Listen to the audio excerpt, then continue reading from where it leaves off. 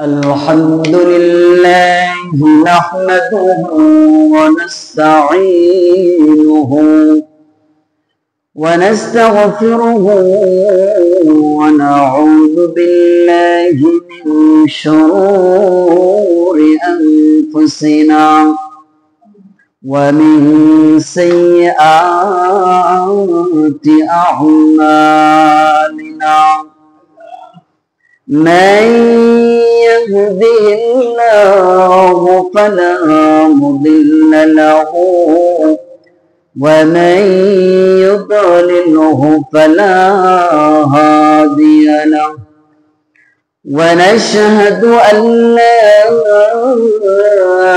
إله إلا الله وحده لا شريك له ونشهد أن سيدنا وسندنا وحبيبنا وطبيبنا ومولانا محمدا عبده ورسوله الذي أرسله بالحق بشيرا ونذيرا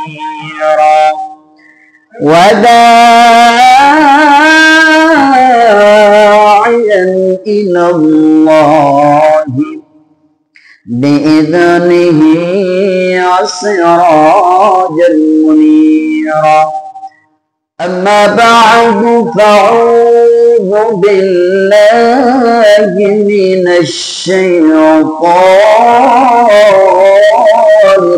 الرجيم بسم الله الرحمن الرحيم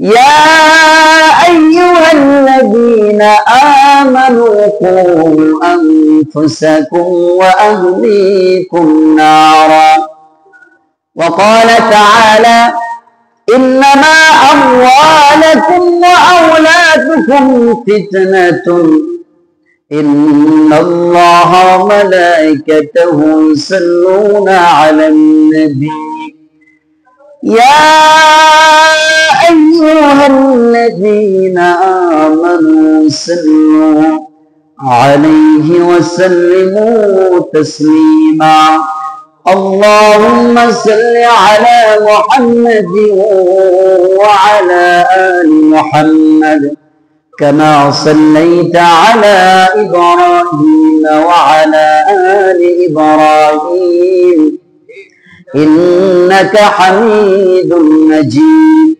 اللهم بارك على محمد وعلى آل محمد كما باركت على إبراهيم وعلى آل إبراهيم إنك حميد مجيد شكرا جبان سربنا بلاغ العلا بكماله كشف الدجى بجماله حسنت جميع خصاله صلوا عليه وآله কখন জানি ডাক আসিবে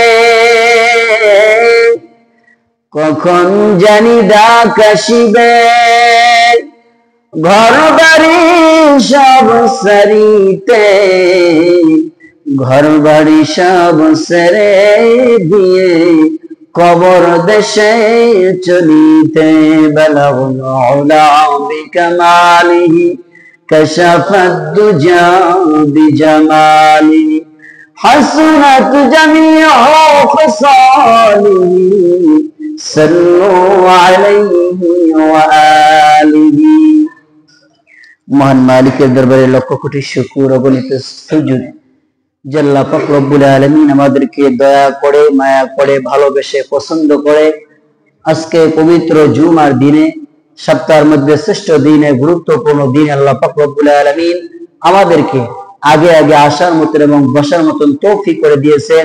এই জন্য সেই মালিকের দরবারে দিল থেকে শুকরিয়া আদায় করে আলহামদুলিল্লাহ। আল্লাহ পাক রব্বুল আলামিন আমাদেরকে পছন্দ করেছেন, ভালোবেসেছেন। না হয় কত মানুষ অসুস্থ অবস্থায় মেডিকেলে শায়িত আছে, অসুস্থ অবস্থায় তারা মেডিকেলে ছটফট করতেছে, অস্থির ভাব প্রকাশ করতেছে তাদের মধ্যে, মনের মধ্যে একটা অস্থিরতা, কষ্ট, দেহের মধ্যেও কষ্ট। কিন্তু আল্লাহ পাক রব্বুল আলামিন আমাদেরকে সুস্থ রেখেছেন, এই জন্য আরো একবার শুকরিয়া আদায় করে আলহামদুলিল্লাহ। আমি পবিত্র কালামুল্লাহ থেকে একটি আয়াত তেলাওয়াত করেছি, যে গত জুমায় আলোচনা করেছিলাম যে আমাদের সন্তান যখন দুনিয়ার জমিনে আসবে আমাদের কিছু করণীয় আছে, আর আসার আগেও কিছু করণীয় আছে। যেমন দুনিয়ায় আসার আগে হলো ভালো একটা মায়ের ব্যবস্থা করে দেওয়া এবং প্রথম রাতে দোয়া পড়া। আর দুনিয়াতে সন্তান জন্ম হওয়ার পরেও আমাদের কিছু কাজ আছে, যেমন প্রথমেই কাজ মুসলমান হিসেবে দায়িত্ব হলো আমার সন্তান যখন দুনিয়ার জমিনে আসবে তখনই আমি সাথে সাথে আমার সন্তানের ডান কানে আজান, বাম কানে ইকামত। এটা মুসলমানের কর্তব্য, যারা মুসলমান। কিন্তু আজকে আমরা এগুলা পারতেছি না, আমরা এটা করতে পারতেছি না। আমাদের মুসলমানের যে হক, যে একটা সন্তান দুনিয়ার জমিনে আসার পরেই তাকে আল্লাহ নামের ধ্বনি তার কর্ণ করে পৌঁছে দাও, সে যেন এই আল্লাহর নাম নিয়ে সারা জীবন, সারা জিন্দগি সে চলতে পারে। এজন্য তাকে শুরুতেই আজান ইকামত দিতে হবে। দ্বিতীয় নাম্বার কাজ হলো যারা দেখার জন্য যায় তাদের কাজ হলো তাদের বরকতের জন্য দোয়া করতে হবে।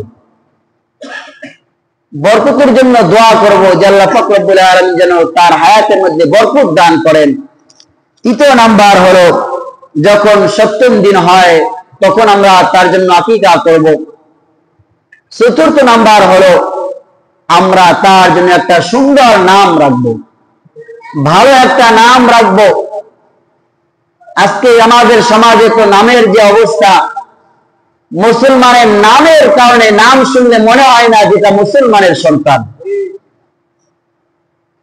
অথচ আল্লাহ রাসূল সাল্লাল্লাহু আলাইহি ওয়াসাল্লাম বলেন এই নামের কারণেও অনেক মানুষ জান্নাতি হয়ে যাবে। কারণ যখন নামটা মিশে যাবে নবীদের নামের সাথে, সাহাবীদের নামের সাথে, আল্লাহ ওয়ালাদের নামের সাথে, আল্লাহ পাক রব্বুল আলামিন তো উসিলা খুঁজতে থাকবেন যে বান্দাকে কিভাবে মাফ করা যায়। তখন আল্লাহ পাক রব্বুল আলামিন ফেরেশতাদেরকে বলবে দেখো বান্দার নামটা কি। তখন যদি আমার নামটা যদি কোনো হিন্দু মার্কা নাম থাকে, খ্রিস্টান মার্কা নাম থাকে, তাহলে আমার এই নামে আমাকে জান্নাতেও নিতে পারে, আবার জাহান্নামেও নিতে পারে। এই জন্য আজকে আমাদের সমাজে আমরা চিন্তা করি যে কোনটা আনকমন নাম, যেটা আনকমন নাম নবী রাসূলের নাম আমরা রাখার চেষ্টা করি না, আজকে সাহাবীদের নাম রাখার চেষ্টা করি না। আমরা চেষ্টা করি যে যখন একটা সন্তান আসে যে এই নামটা আনকমন কোনখানে নাই। যেমন আমি একটা জায়গায় গেছিলাম, এই নরসিংদী ছিলাম, সেখানে নিয়ম হলো যে যখন কোনো সন্তান হয় 7 দিন হলে ইমাম সাহেবকে দাওয়াত দিবে, একটা খাতা এবং কলম তার হাতে ধরিয়ে দিবে। ওই ইমাম সাহেব কয়েকটা নাম লিখবেন, ওই নাম লেখার পরে তাদেরকে বলবেন, বলার পরে যেই নামটা তাদের পছন্দ হয় ওইটাই রেখে দিবেন। তা আমি এরকম কয়েকটা নাম লিখলাম। নাম লেখার পরে আমি যে নামগুলা লিখলাম এই নামগুলা পছন্দ হলো না। তারপরে নাম তো পছন্দ হলো না, নামটা একটা রাখতে হবে। কিছুক্ষণ পরে জবাব আসলো যে মেয়ের যে ভাই, ছোট ভাই, সেই ভাইটা সে ছবি দেখে, ছবিতে নায়কের নাম দেখছে ফারাবি, ওই ফারাবি নাম রাখছে। তখন আমি চুপ করে বসে রইলাম যে ফারাবি নাম তো আমি জীবনে শুনি নাই। ফারাবি এটা আবার কেমন ধরনের নাম? ভাইয়ের ইচ্ছা ওই ইসলামী সব নামগুলো বাদ দিয়ে তারপরে রাখতে হলো ফারাবি। তাহলে চিন্তা করেন যে মুসলমানের সন্তানের নাম শুরু থেকে খ্রিস্টানকে লক্ষ্য করা হয়, হিন্দুকে লক্ষ্য করা হয়, ইহুদিদের লক্ষ্য করা হয়, তাহলে সেই মুসলমানের সন্তান কিভাবে ভালো হতে পারে? আজকে আমাদের মুসলমান আগের মুরব্বীরা তারা চিন্তা ভাবনা করে রাখতো যে এই নামটা কি মুসলমানের নাম না ভালো নাম, কিন্তু আজকে আমাদের ডিজিটাল জামানায় শুধু আনকমন নাম খুঁজে, ভালো নাম রাখতে চায় না, ইসলামী নাম রাখতে চায় না। যেটা বলতেছিলাম, আল্লাহ পাক রব্বুল আলামিন পবিত্র কালামের মধ্যে বলেন, ইন্নামা আমওয়ালুকুম ওয়া আওলাদুকুম, আল্লাহ পাক রব্বুল আলামিন বলেন, আমি তোমাদেরকে ধন সম্পদ দেই এবং সন্তান আদি দেই তোমাদের পরীক্ষা করার জন্য। আল্লাহ পাক রব্বুল আলামিন সন্তান এবং সম্পত্তি দুটোটা দেন পরীক্ষা করার জন্য। আমরা আল্লাহ রাসূল সাল্লাল্লাহু আলাইহি ওয়াসাল্লাম আরেক হাদিসের মধ্যে বলেন যে আমাদের যে সন্তান হয়, এই সন্তান কিন্তু মানুষকে কৃপণ করে ফেলে, কাপুরুষ বানিয়ে ফেলে। এটা শোনার পরে আপনাদের অবাক লাগতে পারে যে একটা সন্তান কিভাবে মানুষকে কৃপণ বানায়। উদাহরণ আমি দেই, বা একটা মানুষকে কিভাবে খারাপের দিকে নিয়ে যায়। একটা ঘটনা বললে আপনারা বুঝবেন যে এটার কারণ কি। একজন আল্লাহর ওলি বুজুর্গ, নাম হলো শেখ ফরিদ রহমতুল্লাহ আলাইহি, তিনি জঙ্গলের পাশ দিয়ে হঠাৎ কোথাও যাইতেছিলেন। হঠাৎ তাকে একজন ডাকাত তাকে ধরে ফেললো। ধরার পরে বলতেছে, তোমার কাছে কি আছে তুমি আমাকে দিয়ে দাও। তখন আল্লাহর ওলি বলতেছে, আমার কাছে তো কোনো মাল নাই, অর্থ সম্পদ নাই, আমার কাছে আছে শুধু একটা চিঠি। এই চিঠি নিয়ে তো কোনো তোমার লাভ নাই। তখন ডাকাত বলতেছে, তোমার কাছে মাল নাই, অর্থ সম্পদ নাই, তাহলে তোমার জীবন শেষ করে দিব, তোমার ঘাড় ফেলে দিব। আল্লাহর ওলি বলতেছে যে আমার মাল নিলে না তুমি উপকৃত হইতা, লাভবান হইতা, কিন্তু আমাকে মেরে ফেলে তোমার কি লাভ? ডাকাত বলতেছে, আমি লাভ লস কিছু বুঝি না, আমার নিয়ম হলো প্রত্যেক দিন আমি 100টা মানুষ খুন করে তারপর আমি নাস্তা খাই। ডাকাতের নিয়ম যে প্রত্যেক দিন 100টা মানুষ খুন করে তারপরে সে নাস্তা খায়। তখন আল্লাহ ওলি বলতেছে যে এটা কি তুমি প্রত্যেকদিন করো? বলে হ্যাঁ।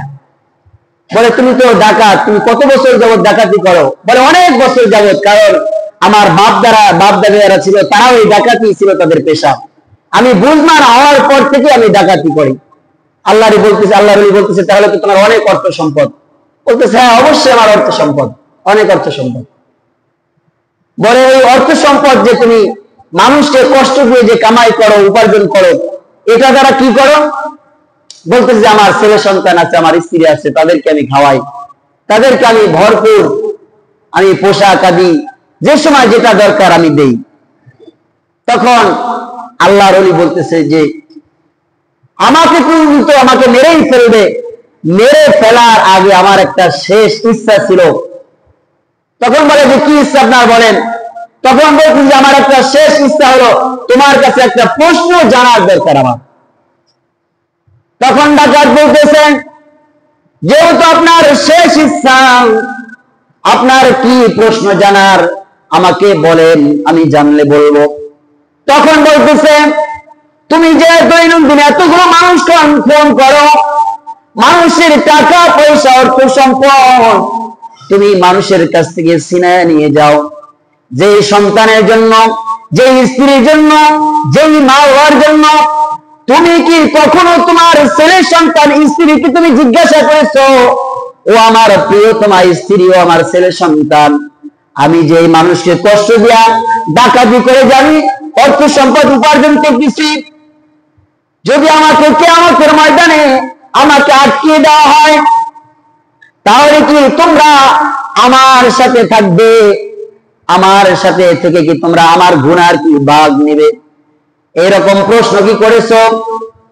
তখন ডাকাত বলছে, না, এরকম প্রশ্ন তো কখনো করি নাই। তাহলে তুমি করো নাই, তাহলে এখন করো। বলতেছে আমি আপনাকে রেখে আমি বাড়িতে যাই আর এই সুযোগে আপনি পলায়ন করেন।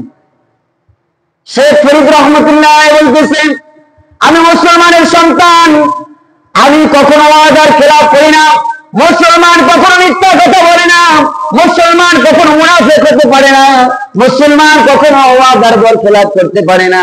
মুসলমানের ওয়াদা ঠিক, মুসলমান সত্যবাদী হয়। মুসলমান যে মুসলমান দাবি করে সে কখনো মিথ্যা বলতে পারে না, সে কখনো ওয়াদার খেলাফ কোনো কিছু করতে পারে না, সে আমানতের খেয়ানত করতে পারে না একটা মুসলমান। তখন বলতেছে তোমার যদি আমার চলে যাওয়ার ভয় হয় তাহলে এই জঙ্গলের যে লতা পাতা আছে সেগুলো দিয়ে তুমি আমাকে ভালো মতো বেঁধে রাখো, আমি যেন চলে না যেতে পারি। তখন ডাকাত সেই কাজটাই করলো, লতা পাতা দিয়ে ভালো মতো বেঁধে তারপরে বাড়িতে চলে গেল। বাড়িতে যাওয়ার পরে স্ত্রী হতবাক যে আপনি এই সময় কেন, আপনার তো এই সময় থাকার কথা না, আরো পরে থাকার কথা, আপনি কি নাস্তা করার জন্য আসছেন? তখন ডাকাত বলতেছে না, আমি নাস্তা করার জন্য আসি নাই, আমি আজকে একটা হিসাব নিয়ে আসছি। স্ত্রী বলে কি হিসাব, আপনার কি প্রশ্ন বলেন? তখন বলে আমার ছেলে সন্তানদেরকেও ডাকো সামনে। দেখে স্ত্রী কি বলতেছে, ও আমার প্রিয়তমা স্ত্রী, আমি তো তোমার জন্য কত কষ্ট করি, আমি জঙ্গলে থাকি, মানুষকে আমি কত কষ্ট দেই, মানুষকে কষ্ট দিয়ে মানুষের সম্পদ গুলো আমি চিন্তায় করে নিয়ে আসি, তারপরে তোমাকে আমি যে সময় যেটা দরকার তোমাকে খাওয়াই, যে সময় যেটা পড়ানোর দরকার তোমাকে আমি পড়াই। আজকে তোমার কাছে একটা প্রশ্ন, বলে কি প্রশ্ন বলো? যে আমি যে এই কাজগুলো করতেছি সেগুলো তো অন্যায় কাজ, গুনাহের কাজ, তাহলে তোমাকে তো আমি পরিপূর্ণ ভরণ পোষণ করতেছি, তুমি কি আমার গুনাহের ভাগ নিবা? স্ত্রী বলতেছে অসম্ভব, এটা তো কখনো সম্ভব না, আমি কেন তোমার গুনার ভাগ নিব?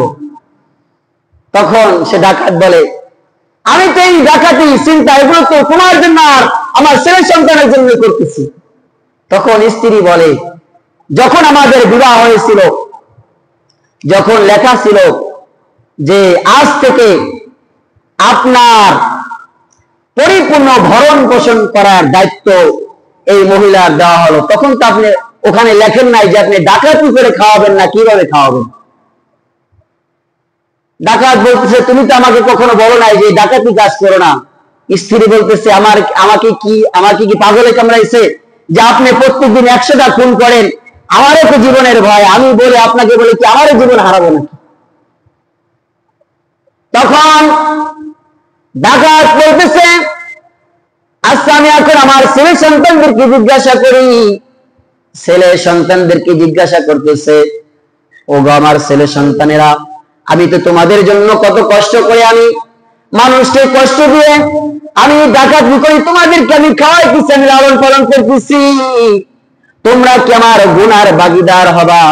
সন্তানেরা বলতেছে আপনার ঘরে জন্ম নিয়ে কি আমাদের অপরাধ, আমাদের কি দোষ? আমরা কি আপনাকে কখনো বলেছি যে আমাদেরকে আপনি ডাকাতি করে আপনি আমাকে লালন পালন করেন, আমাদেরকে খাওয়ান? আমরা তো এটা কখনো বলি নাই, কিসের জন্য আপনার গুনার ভাগীদার আমরা হব?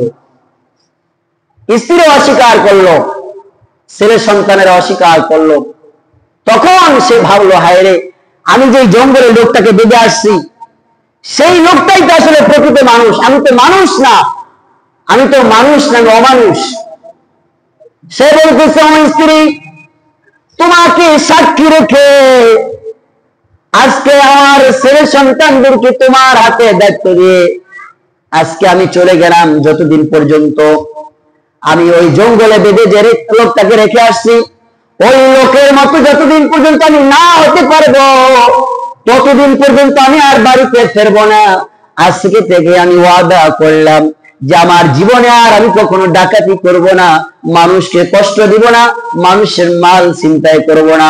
কারণ যেই মানুষকে আমি কষ্ট দেই, যে মানুষের সম্পদ আমি ছিনায়া নেই, আমি এই সন্তানের জন্য, এই ছেলে সন্তানের জন্য, এই স্ত্রীর জন্য, যে স্ত্রী ছেলে সন্তান আমার গুনার ভাগীদার হবে না, তাহলে কার জন্য আমি এই মানুষকে কষ্ট দিব?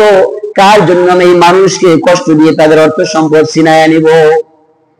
ডাকাত চলে গেল জঙ্গলের মাঝখানে। আবার জঙ্গলে ফিরে যায় বলতেছে যে আপনি যে বলেছিলেন আমাকে প্রশ্ন করার জন্য, আমি প্রশ্ন করেছি, কিন্তু কেউ আমার গুনার ভাগীদার হবে না, কেউ আমার অপরাধের সাথে যুক্ত হবে না।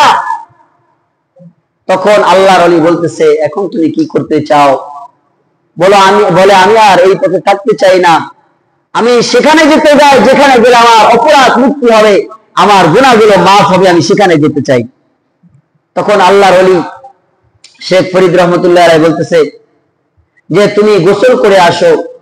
তখন সেই লোকটা গোসল করে আসলো, গোসল করার পরে তাকে কালেমা পড়ালো, ইস্তিগফার পড়িয়ে তাকে মুসলমান বানালো। আর শর্ত দিল হলো যেই মরা গাছের সাথে আল্লাহর ওলিকে বেঁধে রেখেছিল সেই গাছের নিচে বলল তুমি এখানে বসে বসে আল্লাহর নাম জপবে, আল্লাহর জিকির আজকার করবে। যখন দেখবে যে মরা গাছে ফুল হয়েছে, পাতা হয়েছে, ফল হয়েছে, তখন তুমি মনে করবা যে তোমার গুনাহ মাফ হয়ে গেছে। এটা কি সম্ভব যে মরা গাছ জীবিত হওয়া? কিন্তু আল্লাহ কি চাইলে কি সম্ভব। তখন সেই ডাকাত সে আল্লাহর কথা অনুযায়ী সে সেখানে বসে রইল। বসে থাকার পর এরকম জিকির আজকার করতেছে, জিকির আজকার করতেছে। হঠাৎ একদিন দেখে যে একজন আর একজন ডাকাত সে একটা কবর খনন করতেছে। তখন সেই ডাকাত বলতেছে যে গাছের নিচে যে বসা আছে সে বলতেছে হে ভাই তুমি কে, কবর খনন করো না কেন? তুমি কে? বলে আমাকে তুমি চেনো না, আমি তো এখানের একজন বড় ডাকাত। বলে যে আমার চেয়ে আবার কে বড় ডাকাত? সেই গাছের নিচে ডাকাত বলতে আচ্ছা বুঝলাম তুমি বড় ডাকাত, তো এখানে কবর খনন করতেছো কিসের জন্য? বলতেছে যে আমার যা মনে চাই আমি তাই করবো, তোমার কাজ তুমি করো, আমার কাজ আমি করি। তখন সেই গাছের নিচে যে ডাকাত সে বলতেছে যে আমি বসে রইলাম। কিছুক্ষণ পরে দেখলাম সেই ডাকাতটা একটা কবর খনন করলো। কবর খনন করার পরে দেখলাম একটা সুন্দরী নারী, যুবতী নারী, সেই নারীর দিকে তাকানোর পরে দেখলাম যে তার তাকার অবস্থা ভালো না। তখন তাকে আমি জিজ্ঞাসা করলাম যে আপনি এই লাশের সাথে আপনি কেন খারাপ কাজ করতে চান? তখন ডাকাত বলতেছে যে এই যুবতী নারী সে অনেক সুন্দরী, পরেশগার, আল্লাহওয়ালা মানুষ।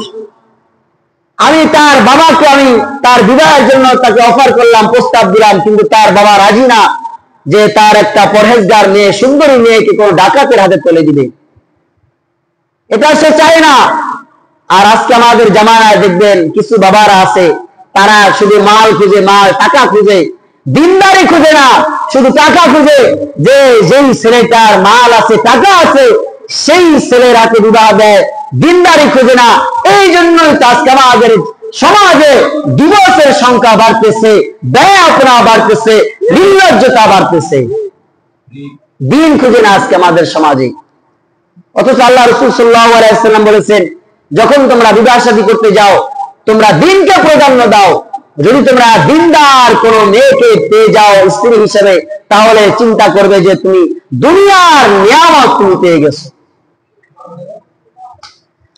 তখন সেই ডাকাত বলতেছে যে আমি তার বাবাকে অফার দিলাম, কিন্তু আমার সাথে সে বিবাহ দিবে না। তখন তাকে আমি হুমকি দিলাম যে আমার সাথে যদি বিবাহ দেওয়া না হয় তাহলে আমি তার সাথে কুকর্ম করব, খারাপ কাজ করব, ধর্ষণ করব। তবুও তার বাবা রাজি হলো না। তখন আমি যখন এরকম নিয়ত করলাম, মেয়েটি আল্লাহর ওলি ছিল, পর্দাশীল ছিল, বুজুর্গ ছিল। তখন মেয়েটি একদিন রাতে তাহাজ্জুদের নামাজে বসে বসে চিন্তা করতেছে যে আল্লাহ, আমার বাবা মা আমার ইজ্জত আবরু হেফাজত করার মতো সক্ষম না। আমি চাই না যে আমি সারাটি জীবন আপনার গোলামি করে আমার ইজ্জতে হেফাজত করে, আমি চাই না এই ডাকাতের হাতে আমার ইজ্জতকে হারাইতে। আমার ইজ্জত আমি হারাইতে চাই না, আপনি আমাকে ইজ্জতের সহিত আমাকে উঠায় নেন। আল্লাহ পাক রব্বুল আলামিন দোয়া কবুল করলেন। ডাকাতের মনে যে একটা খায়েশ যে জীবিত অবস্থায় তো তার সাথে কুকর্ম করতে পারলাম না, এখন মরণের পরে তার সাথে করব। যখন এই ঘটনা আমি শুনলাম, আমি তো আগে থেকেই খুনি অপরাধী, আমার আর মাথা ঠিক রইল না। সেই গাছের নিচে ডাকাত বলতেছে, যেই কোদাল দিয়ে সে মাটি খনন করতেছে, এই কোদাল দিয়ে সেই ডাকাতকে মেরে আমি তাকে কবরস্থ করলাম। তখন আল্লাহর ওলি শেখ ফরিদ রহমতুল্লাহ বলে, তুমি কি তোমার উপরে যে গাছের দিকে আছে, গাছ আছে, গাছের দিকে তুমি কি কখনো তাকাইছো? বলে না। আল্লাহর ওলি, আমি তো আগে থেকে অপরাধী, আবার যখন আমি আরো একটা খুন করলাম, আমার মনের মধ্যে ভয় আসলো যে আমি কেমনি কি অপরাধী, আমার গুনাহ মাফ করার জন্য আমি এখানে বসলাম, কিন্তু আরো একটা খুন করলাম, এই ভয়ে আমি আর গাছের দিকে তাকাই নাই। তখন আল্লাহর ওলি বলতেছে, গাছের দিকে তাকাও, তাকায় দেখে যে পরিপূর্ণ ফল ফুল পাতা দিয়ে ভরপুর। সুবহানাল্লাহ। তখন বলতেছে, তুমি আগে যতগুলা খুন করছিলা সেগুলো ঠিকই অন্যায় হয়েছিল, গুনাহ হয়েছিল, কিন্তু তুমি যখন এই মেয়ের ইজ্জত আবরু হেফাজত করার জন্য এই ডাকাতকে যে খুন করেছো, আল্লাহ পাক রব্বুল আলামিন এই খুনের উসিলায় তোমার জীবনের সমস্ত গুনাহগুলো মাফ করে দেন। সুবহানাল্লাহ। আমি যেটা বোঝাতেছিলাম যে বাবা, আজকে যে ছেলে সন্তানের জন্য আপনি অন্যায় কাজ করতেছেন, সুদ খাইতেছেন, ঘুষ খাইতেছেন, অপরাধ করতেছেন, আপনি হারাম টাকা উপার্জন করে আপনার সন্তানকে আপনি লালন পালন করতেছেন, আপনার সন্তানকে আপনি কখনো জিজ্ঞাসা করেছেন যে আমি তো একজন ঘুষখোর, আমি ঘুষ খেয়ে তোমাকে আমি লালন পালন করতেছি, তুমি কি আমার গুনার ভাগ নেবা? স্ত্রী কি কখনো জিজ্ঞাসা করেছেন যে আমি তো একজন সুদখোর, আমি যে সুদ খাই, আমার গুনার ভাগিদার কি তুমি হবা? আমি তো মানুষকে মালে কম দেই, এরকম আমি অন্যায় করে টাকা উপার্জন করি, আমার জিম্মাদার কি তুমি গুনার ভাগী হবা? এরকম জিজ্ঞাসা করে দেখেন, কেউ কিন্তু আপনার গুনার ভাগিদার হবে না বাবা। এজন্য আপনার নিজের চিন্তা আপনার নিজের করতে হবে যে হায় রে, আমি ছেলে সন্তানের জন্য আজকে আমি নামাজকে ছেড়ে দিতেছি, মাথার গাম পায়ে ফেলে আমি টাকা উপার্জন করতেছি একমাত্র ছেলে সন্তানের জন্য, কিন্তু এই ছেলে সন্তান আমার মরণের পরে কতটুকু উপকারে আসবে, আমার স্ত্রী আমার মরণের পরে কতটুকু আমার উপকারে আসবে, আমার জন্য কয়দিন দোয়া করবে, আমার কবরের পাশে গিয়ে কয়দিন দোয়া করবে, এই চিন্তা ফিকির করেন বাবা। আল্লাহ পাক রব্বুল আলামিন আমাদের সকলকে, আমাদের যে ছেলে সন্তান আছে, এই ছেলে সন্তানকে দ্বীন শিক্ষা দেওয়ার, দ্বীনি পথে চালানোর, কোরআন শিখানোর, দ্বীনের সহিবুজ শিখানোর মতো